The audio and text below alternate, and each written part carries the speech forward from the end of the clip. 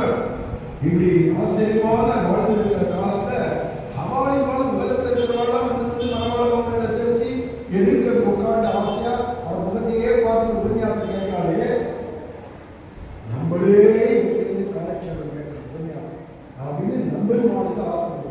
பெருமாளே பார்க்க இவரை போல ஒரு ஆச்சாரியரை நம்ம பார்க்க முடியாது. நான் சாட்சாத் நம்மாழ்வாரை பார்த்தேன், நான் சாட்சாத் நாதமுனிகளை பார்த்திருக்கேன், சாட்சாத் ஆளவந்தாரை பார்த்திருக்கேன், ராமானுஜரையே நேர பார்த்தேன். நம்பெருமாள் சொல்லிக்கிறேன்.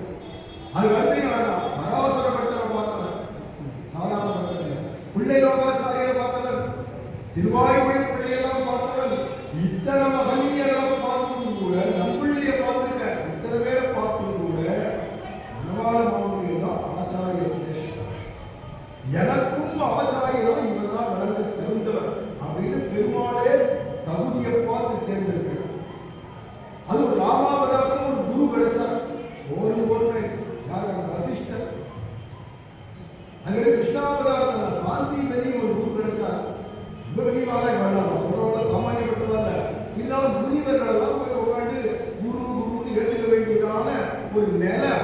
ஏன்னா ஆழ்வார்கள் தோன்ற காலத்துக்கு முன்னாடி நம்ம ராமானுஜத்துல அவதாரம் பண்ணதுக்கு முன்னாடி காலம் இல்லையா, அப்ப யார் கிடைச்சாலும் அவ்வளவுதான் குருவா ஏற்றுக்க முடியும். கடைசியில் குருநாதர் வந்து 64 நாள் 64 கலைகளை உபதேசம் பண்ணியிருக்கார் கிருஷ்ணனுக்கு சாந்தி பண்ணி.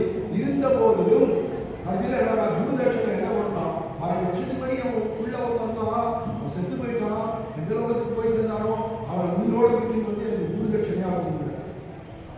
12 வருஷத்துக்கு முன்னாடி செத்து போன பிள்ளை இப்ப குரு தட்சணையா கொண்டு வந்து குருன்னு கேட்கிறாருன்னா இப்படி ஒரு ஆச்சாரம் வைகுண்டம் கேட்டா உடனே கொடுத்துருவேன். இருந்தாலும் அவர் எதை குரு தட்சணைன்னு கேட்கிறாரோ அதெல்லாம் நம்ம கொடுக்கணும், அவருக்கு பிரியப்பட்டதை குருநாதர் கொடுக்கணும். சரி அப்படின்னு கேட்டு போய் யமலோகத்திலேருந்து போய் அந்த குருவுடைய புத்தகத்தை வீட்டுக்கு வந்து 24 வயசு பையனாக ஆக்கி அதுக்கு வேண்டிய ஞானத்தை விட்டு கொண்டு வந்து இருந்தாலும் ஓதிவித்த தக்கணையா குருவே கொடுத்தான் கொண்டு வந்து தட்சணையாக கொடுத்துட்டு போனா.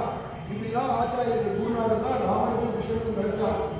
அப்புறமா நம்பெருமாள் பார்த்து நமக்கு ஏற்பதான ஆச்சாரியர் கிடைப்பான தேடி தேடி பார்த்து இப்ப மனவாள மாமுனிகளை பார்த்தோம்னா இவர் தான் நமக்கு ஆச்சாரியர், இவர்கிட்ட இருந்தால் நம்ம தெரிஞ்சுக்க வேண்டியது தெரிஞ்சுக்கணும். யாரு பெருமாள் நினைக்கிறார், பெருமாளுக்கு தான் எல்லாம் தெரியுமே. அவர்கள் வேதாந்தங்கள்லாம் உலகத்துக்கு கொடுத்தவர்னா உலகத்துக்கு வேதாந்தம் கொடுத்துக்கலாம்.